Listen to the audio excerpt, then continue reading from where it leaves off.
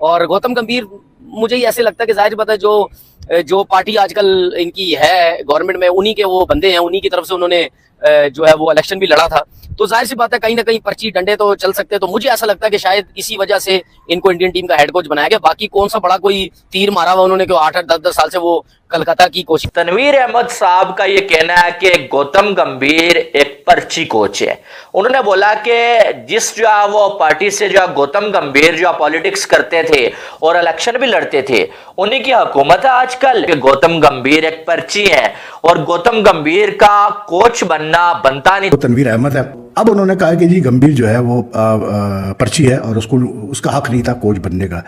ये हमेशा वो एक मतलब दूसरों से हटके एक डिफरेंट ही बात करे। तो वो बंदा जिसने अपने पूरे कैरियर में 5 जो टेस्ट मैचेस खेले हुए हैं टोटल, और कोई मैच विनिंग परफॉर्मेंस नहीं है, कोई मैन ऑफ द मैच नहीं है, कोई बड़ी जो है वो परफॉर्मेंस नहीं है, और वो उस बंदे को ट्रोल करने की कोशिश कर रहा है और उस बंदे को ये कह रहा है कि क्या उखाड़ा हुआ है, जिस बंदे ने वर्ल्ड कप के फाइनल्स में परफॉर्म करके इंडिया को चैंपियन बनाया हुआ है। गंभीर ना हंसता है, ना खेलता है, ना कुछ है, लड़ता ही रहता है हर दफा। तो मुझे ऐसा लगता है पाकिस्तान इंडियन टीम में ना लड़ाई ही रहेंगी हर टाइम। अब जैसे तनवीर भाई को ले लो, दो तनवीर भाई वैसे तो कई बड़ी सेंसिबल बातें करते हैं, लेकिन कभी कभार फिर वही मसला है ना, गोभी पकी होगी खाली होगी।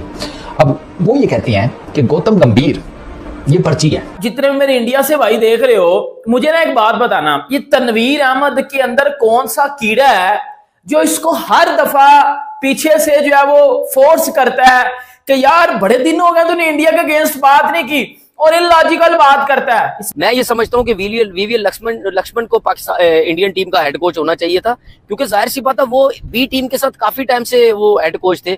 और गौतम गंभीर मुझे ही ऐसे लगता है कि जाहिर बात है जो पार्टी आजकल इनकी है गवर्नमेंट में, उन्हीं के वो बंदे हैं, उन्हीं की तरफ से उन्होंने जो है वो इलेक्शन भी लड़ा था।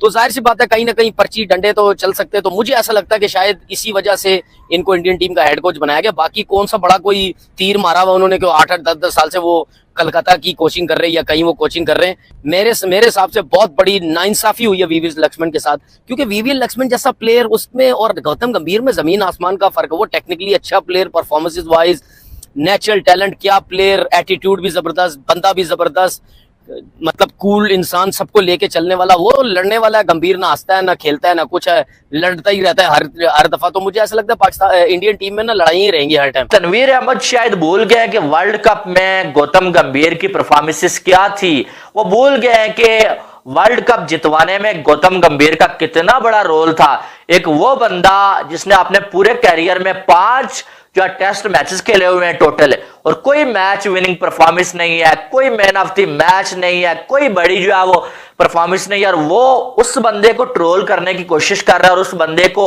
ये कह रहा है कि क्या उखाड़ा हुआ है, जिस बंदे ने वर्ल्ड कप के फाइनल्स में परफॉर्म करके इंडिया को चैंपियन बनाया हुआ है। यानी कि कुछ समझ आने वाली बात है। और यही तनवीर अहमद साहब जो है वो 2 दिन पहले जो है वीडियो बनाई हुई थी कि बीसीसीआई एक जो बकरी बोर्ड है, डरता है बीसीसीआई, इंडिया के साथ कोई रिलेशन नहीं होना चाहिए अगर इंडिया खेलने नहीं आता।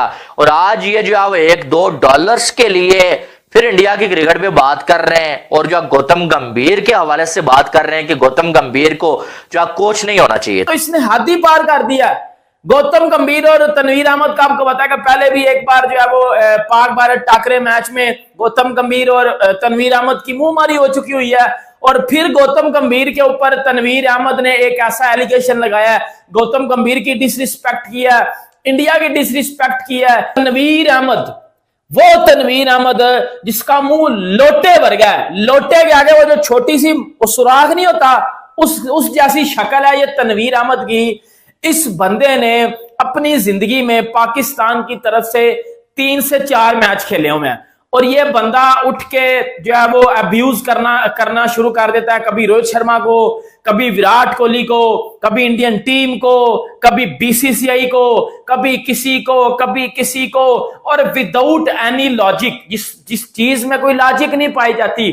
और ये वो बंदा है जिसने हमेशा से इंडिया के अगेंस्ट बात की है, और इस बात में कोई लॉजिक नहीं होती। देखो क्रिकेट की बात में आप किसी से डिसएग्री कर रहे हो, इट्स योर ओपिनियन, ठीक है, वो मैं एग्री करता हूं, लेकिन क्रिकेट के बगैर आप हर चीज में डिसएग्री कर रहे हो, अपना हेटिज्म जो है वो उसको प्रमोट कर रहे हो, अपनी हेट स्पीच आप दे रहे हो।